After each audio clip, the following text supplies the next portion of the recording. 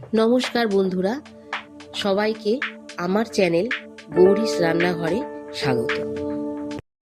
নমস্কার বন্ধুরা, আজকে আমি সম্পূর্ণ নিরামিষ তরকা রান্না করে দেখাবো।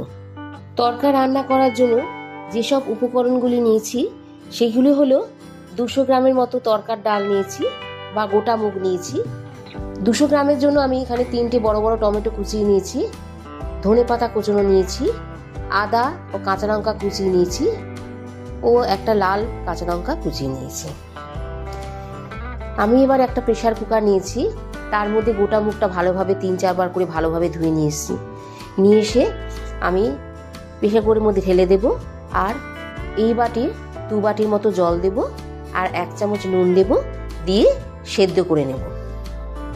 বন্ধুরা, যদি আমার ভিডিওটি আপনাদের ভালো লেগে থাকে তাহলে আমার চ্যানেলটিকে লাইক, শেয়ার অ্যান্ড সাবস্ক্রাইব করে দেবেন আর পাশে থাকা বেল আইকনটি প্রেস করে দেবেন।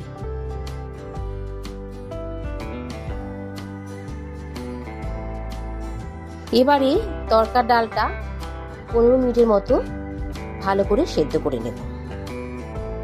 এবারে ওভেনে একটা কড়াই বসাবো, তাতে আমি সাদা তেল গরম হতে দেব। তেলটা গরম হয়ে গেলে তাতে আমি আদা কুচিগুলো দিয়ে তেলের মধ্যে ভালো করে মিশিয়ে একটু ভেজে নেব।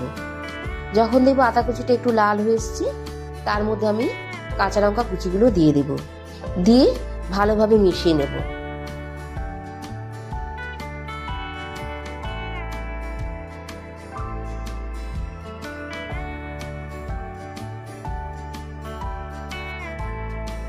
কাঁচা লঙ্কাটা একটু ভাজা হয়ে গেলে আমি যে আগে থেকে 3টে টমেটো কুচিয়ে রেখেছিলাম সেটা এবার তেলের মধ্যে দিয়ে মিশিয়ে নেব। খানিকক্ষণ ভাজার পর 1 চামচ নুন দেব, দিয়ে আর একটু ভালোভাবে তেলের মধ্যে মিশিয়ে নেব। তারপর একটা চাপা দিয়ে ফ্লেমটা কমিয়ে প্রায় 5 মিনিটের মতো টমেটোটা সিদ্ধ হতে দেব।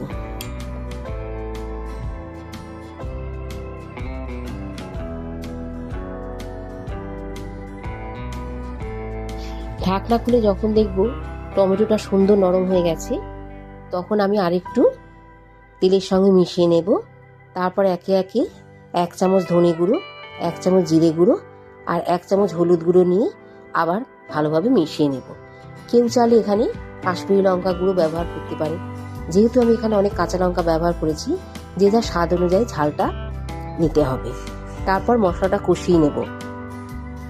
একটা কথা বলে রাখি, যেহেতু আমি তরকার ডালটা আগে থেকে ভিজিয়ে রাখিনি, তাই তরকার ডালটা প্রেসার কুকারে করে বসানোর পর যখন একটা সিটি পড়বে, ফ্লেমটা কমিয়ে প্রায় 15 মিনিটের মতো ভালো করে সেদ্ধ করে নিতে হবে। ভালোভাবে কষানো হয়ে গেলে যখন দেখব মশলাটা থেকে তেল বেরিয়ে আসছে, তাহলে বুঝতে হবে মশলাটা ভালোভাবে কষানো হয়ে গেছে। এই অবস্থায় আগে থেকে যে আমি তরকার ডালটা সেদ্ধ করে রেখেছিলাম সেটা আস্তে আস্তে মশলার মধ্যে দিয়ে দেব আর ভালোভাবে মশলাটার সাথে তরকার ডালটা মিশিয়ে নেব আর একটু জল দিয়ে দেব, দিয়ে ভালোভাবে ফুটতে দেব।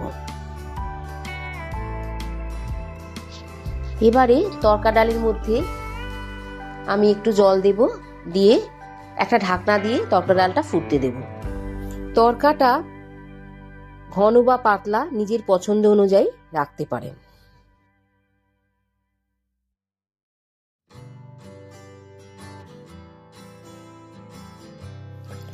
এবারে ঢাকনা খুলে যখন দেখব তরকার ডালটা ভালোভাবে ফুটছে, তাতে আমি 1 চামচ কসুরি মেথি দেব আর কিছুটা বাটার দেব, দিয়ে আর একটু ভালোভাবে ফুটতে দেব। সবগুলো মিশে গেলে লাস্টে আমি ধনেপাতা ছড়িয়ে নিলেই রেডি তরকার ডাল।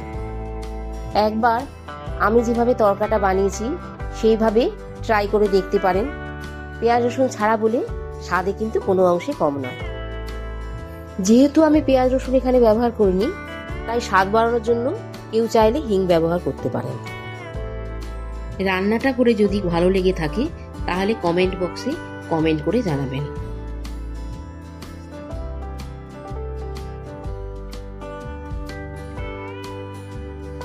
আমি এখানে তরকাটা সুন্দরভাবে পরিবেশন করার জন্য ছোট ছোট করে যে ধনেপাতাটা কুচিয়ে রেখেছিলাম সেটা উপর দিয়ে ছড়িয়ে দেব, আর একটু মাখন দেব আর লাল কাঁচা লঙ্কাটা ছোট ছোট করে কুচিয়ে রেখেছিলাম, সেটা ছড়িয়ে পরিবেশন করব।